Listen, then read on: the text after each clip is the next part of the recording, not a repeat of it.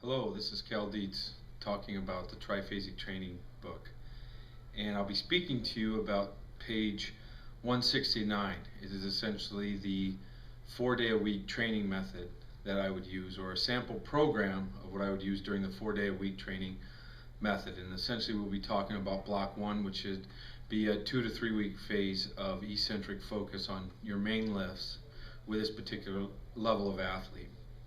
And what you have is essentially the first days of loading with an upper and lower split would be at 85% of your max, 82 to 85% of your max.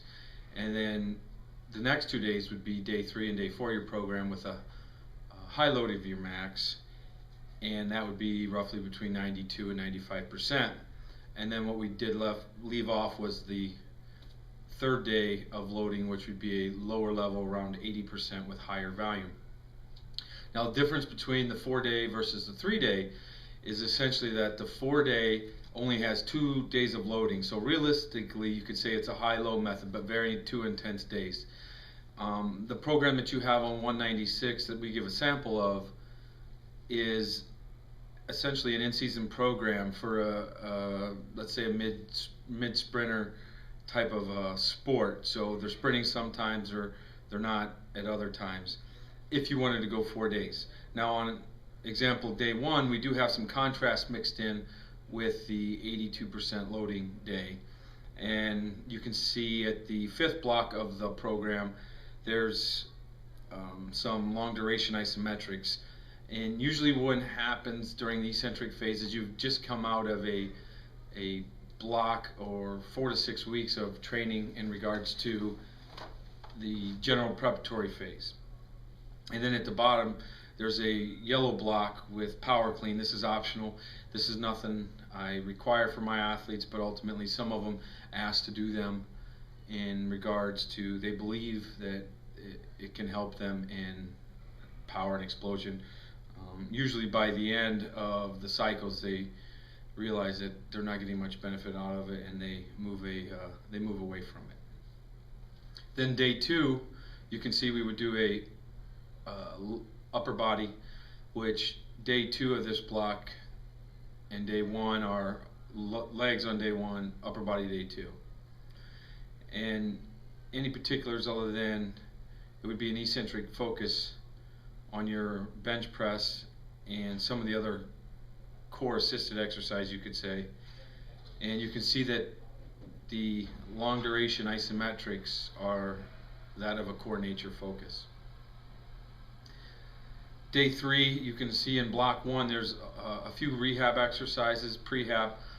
Usually in my programming we take our athletes through about an 8 to 12 minute dynamic warm-up, which addresses all our prehab, and that's really where we feel that all that needs to be addressed by it. There is some contrast training in block 3 when we're at maximum levels. We'll often do that a little bit more weighted. We find that there's not as much correlation between a max effort squat to a free plyometric with no weight, but if we do add some weight, then there seems to be some more correlation to the two. Essentially because while the back squat at max effort, especially if it's a single rep, we find there's some potentiation that takes place, and then the jumping becomes somewhat accentuated, and obviously with that potentiation that existed in the back squat carries over to the jump squat. And this particular, keep in mind, this particular example could be one that an athlete that's a throwing athlete is looking at for performance, or a swimming athlete could use. And then day 4 on the eccentric component, notice how we did upper body, and it is still some max effort with clusters on the bench press in the 2nd block. So your maximal effort would be a single, and then rest 20 seconds and do another single. And then we'll go over and do rack band push-ups, which is an excellent exercise for explosive upper body strength. And they'll also keep up with the long duration isometrics, like the reverse grip iso hold, the supine glute ham back iso for 3 minutes. We're working on building endurance in the nervous system and allowing the nervous system to apply force for a longer period of time. There are a number of other things that take place, but ultimately we're just trying to build the base, because we'll drop those in the later programs, as you can see, so that we will get that base, so that in the concentric phases you'll see the athlete becomes much more reactive and can stay reactive longer due to the fact that we've done the isometrics for long durations in a stretch position.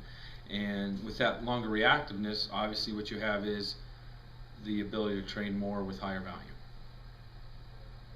And that's essentially, keep in mind, this could be used, I use this for an in-season work capacity phase, or in a season program, and the work capacity phase that's involved would essentially be taking place in practice, is where the athletes will get their work capacity. And that's all for block 1 eccentric 4-day programming with a high-low load and an upper-lower body split.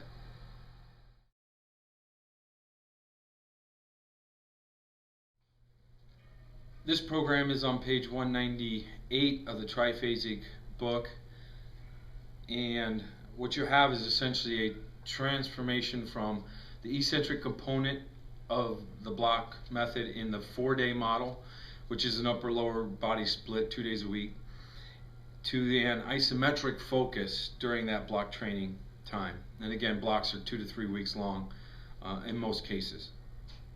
You notice the exercises will change slightly during the eccentric and isometric blocks.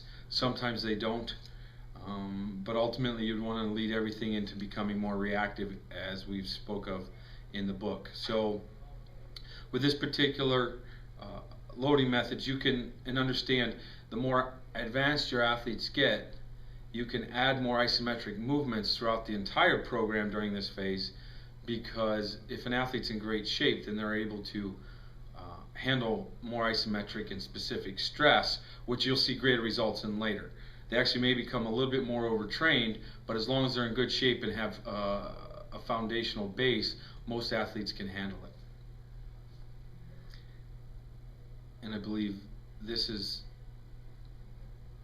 all that needs to be mentioned about the isometric block 2 4-day split program.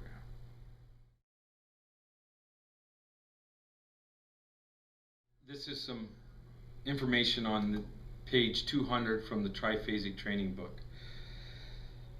This is essentially block 3 that you're looking at in our book, and again, it's a 4-day split with an upper-lower split, but essentially the concentric phase. So there's a couple ways to program for this. You can see on some areas I've changed the exercises completely, and other areas I've left the exercise the same. For example, let's say in the back squat, but block 1 was eccentric, block 2 was isometric, block 3 was concentric. Now, you can see the loading parameters have stayed the same, but the exercise has just become more eccentric or concentric.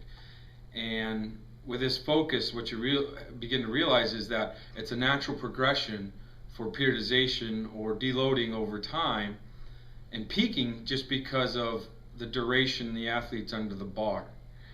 And their fitness levels will increase, and their ability to produce power and force with their brain and the neural drive that exists, because they built that during the eccentric and the isometric phases. And reviewing some of the exercises, they're pretty much general, but keep in mind, there's some, for example, on day 3, the third block in the middle, there's the accelerated band jumps. Those are actually jumps that we do from bands hanging from the ceiling, if you want to click on the hyperlink and look at the video. And again, that was just realized about 8 years ago in 2002 that it must be done, because I have a $200,000 camera motion analysis system that I believe it was us in the university, or us and NASA had, and I was fortunate to use that here at the University of Minnesota. And what took place was we had engineering students film a number of exercises with that particular 9-camera system we had, and then we analyzed running and skating on the ice, or running and then skating on the ice and skating on the treadmill, and realized that after the second to third step we couldn't mimic the speed at which the human extended their knee. So then it dawned on me I needed to do unloaded plyometrics. and that's where the accelerated band jumps came into place. So, and then also notice that I used a sport back squat, which I mentioned in some of the book, and the sport back squat is very sport specific in regards to bring your feet underneath you when you squat. So I don't squat only one way, we squat a number of different ways, but it's ultimately getting to the sport back squat in a narrow stance. A exercise I actually got from Dr. Michael Dietz, who is a world-renowned sports coach who had a number of influences on this book in regards to his science from the Soviet sports reviews, and anything that's Soviet essentially came through Dr. Dietz in that regards from the Soviet Union.